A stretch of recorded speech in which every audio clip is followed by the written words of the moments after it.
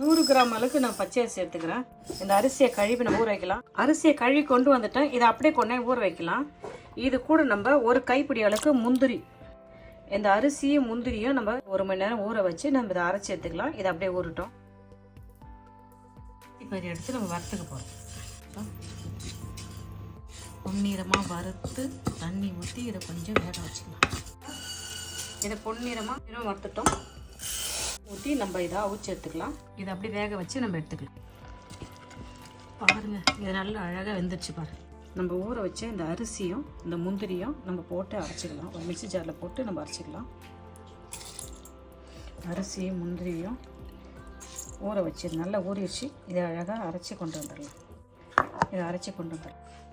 மாவை அரைச்சி எடுத்து வச்சிட்டோம். அதே கப்பில் கொஞ்சம் தேங்காய் போட்டுக்கிறோம். இந்த தேங்காயும் நம்ம அரைச்சி கொண்டு வந்துடலாம். இந்த தேங்காயும் நம்ம அரைச்சிக்கலாம். தேங்காய் அரையுது. அது கூட நம்ம ஒரு 4 ஏலக்காய் சேர்த்துக்கலாம். வாசனைக்கு ஏற்ற மாரி 4 ஏலக்காய் சேர்த்து மறுபடியும் இது நல்லா அழகாக விட்டு அரைச்சி எடுத்துன்னு வந்துட்டோம். எல்லாத்தையும் ஒன்றா சேர்த்துக்கலாம். தேங்காய் அரைச்சது, மாவு, இந்த ஏலக்காய் அரைச்சதெல்லாம் சேர்த்து இதை அப்படியே எடுத்து வச்சுக்கலாம். அந்த மிக்ஸி ஜாரில் கொஞ்சம் தண்ணி சேர்த்து நம்ம கழுவி ஊற்றிக்கலாம். 1 ஸ்பூன் அளவுக்கு நெய் சேர்த்துக்கலாம். நெய் அப்படியே மெல்ட் ஆகட்டும். ஒரு பெரிய சைஸ் அளவுக்கு கேரட் எடுத்து நான் இந்த சின்ன இதால் திருவணும். அதான் ரொம்ப மெலிசாகுது பாருங்கள்.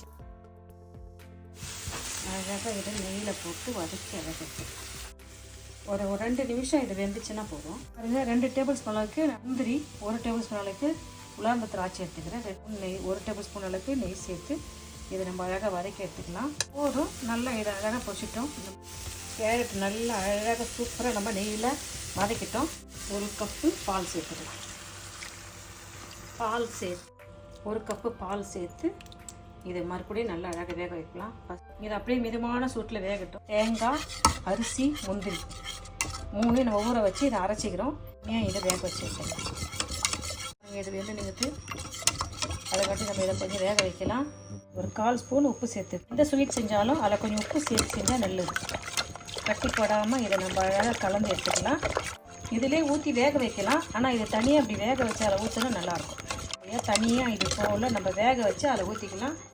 போதுமான அளவு தண்ணி சேர்த்துக்கணும். அதில் கப் தண்ணி சேர்த்து அதை அரைச்சா இன்னொரு கப் தண்ணி சேர்த்து 2 கப் தண்ணி சேர்த்து இதை நல்லா அரைச்சிக்கிறேன்.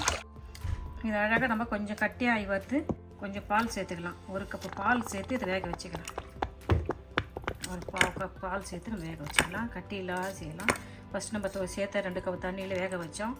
கட்டி இல்லாத அழகாக கை விடாத கலக்கணும். பாருங்கள், கட்டியெல்லாம் ஒன்றும் இல்லை. இப்போ இதை கொஞ்சம் வெந்து வந்த நாட்டில் நம்ம 1 கப்பு பால் சேர்க்குறோம். பால் சேர்த்து இதை அப்படியே வேக வைக்கலாம். பால் சேர்த்து கட்டிப்படாத பால் எல்லாம் சேர்ந்து எண்ணெய் அழகாக இந்த அரிசி அழகாக வெந்துருச்சு. வெந்துனுக்கிற இந்த கேரட் தூக்கி நம்ம அதில் சேர்த்துக்கலாம். கேரட்டை சேர்த்துக்கலாம். பாலில் வேக வச்ச கேரட்டை நம்ம சேர்த்துக்கிறோம். அழகாக கிண்டிக்கலாம். நெய், பாலெல்லாம் போட்டு இந்த கேரட் நம்ம வேக வச்சோம். பாருங்கள், ஏன்னா ஒரு கலர்ஃபுல்லாக அழகாக இருக்குது இல்லை? சூப்பராக ஒரு டெசார்ட் செய்கிறாங்க. வேக வச்சதுனால பாசி பயிர் வேக வச்சிருந்த பாசி பயிரை சும்மா அப்படி கரண்டியால் சும்மா அப்படி லைஸாக மசிச்சுக்கலாம். நல்லா வெந்துச்சுன்னா சீக்கிரம் அப்படி கரண்டியால் செஞ்சாலே போதும். இதெல்லாம் மசிக்க தேவையில்லை. பாசி பயிரையும் வேக வச்ச பாசி பயிரையும் நம்ம இதில் சேர்த்துக்கலாம். வேக வச்ச பாசி பயிரையில் சேர்த்து அழகாக பொரியமாக கிண்டிக்கலாம். வேக வச்ச கேரட்டு சேர்த்துட்டோம். வேக வச்ச பாசி பயிரை சேர்த்துட்டோம். அழகாக சூப்பராக ஜென்டிலாக அழகாக கிண்டி விட்டுக்கலாம். மிதமான சூட்டில் எல்லாத்தையும் ப்ரௌன் சுகர் சேர்த்துட்டு நல்லாயிருக்கும். இனிப்பு உங்கள் விருப்பம் போல் சேர்த்துங்க. பாருங்கள், போதும். அதுக்கு மேலே தண்ணியும் வேணாம், அதுக்கு மேலே கட்டியும் வேணாம். சர்க்கரை சேர்த்துட்டு நம்ம அழகாக இதிலே கலந்து விட்டுக்கலாம். ப்ரௌன் சுகர் சேர்த்துங்க. நான் வந்து வெள்ளை சர்க்கரை தான் சேர்க்குறேன். நெய்யில் வறுத்து வச்சுருந்தா இந்த முந்திரி திராட்சையை நம்ம இதில் போட்டுக்கலாம். நெய்யில் வறுத்து வச்சா முந்திரி திராட்சை போட்டுடலாம். பாருங்கள், என்ன சூப்பரான ஒரு கேரட் தேசார் செஞ்சுட்டோம். வாங்க நம்ம சாப்பிட்டு பார்க்கலாமா? சுட சுட சூப்பராக அழகாக இருக்குது. வாங்க நம்ம சாப்பிட்டு பார்க்கலாம். பாருங்கள், என்ன சூப்பராக ஒரு ஹெல்த்தியான தேசார் நம்ம ரெடி பண்ணிட்டோம். பாருங்கள், என்ன சூப்பரான சுவையான அழகான ஆரோக்கியமான ஒரு எளிமையான முறையில் வீட்டில் இருக்கிற பொருளை வச்சு அரிசி, கேரட்டு, பால், முந்திரி, திராட்சை, ஏலக்காய், நெய் எல்லாம் சேர்த்து ஒரு சூப்பரான ஒரு டெசார்ட் செஞ்சுட்டேன். டெய்லிக்கும் பாயாசம் மாரியே நம்ம செஞ்சு சாப்பிட்றோம்ல, இது போல் செஞ்சு சாப்பிட்டு ரொம்ப நல்லா இருக்குது. அரிசி பாயாசம், கேரட்டெல்லாம் போட்டு இதில் சூப்பராக இதுவும் ஒரு டெசார்ட். இதுமாரி ஒரு செஞ்சு கொடுக்கலாம். பாருங்கள் என்ன அழகாக கட்டியாகவும் இல்லை தண்ணியாகவும் இல்லை என்ன அழகாக நம்ம ஒரு டெசர்ட் ரெடி பண்ணிட்டோம். வீடியோ பிடிச்சி லைக் பண்ணுங்கள், ஷேர் பண்ணுங்கள், உங்கள் ஃப்ரெண்ட்ஸுக்கும் ஃபேமிலி தெரிஞ்சவங்க சொல்லி எனக்கு சப்ஸ்கிரைப் பண்ண சொல்லுங்கள். இந்தாங்க சாப்பிட்டு பார்த்து சொல்லுங்கப்பா.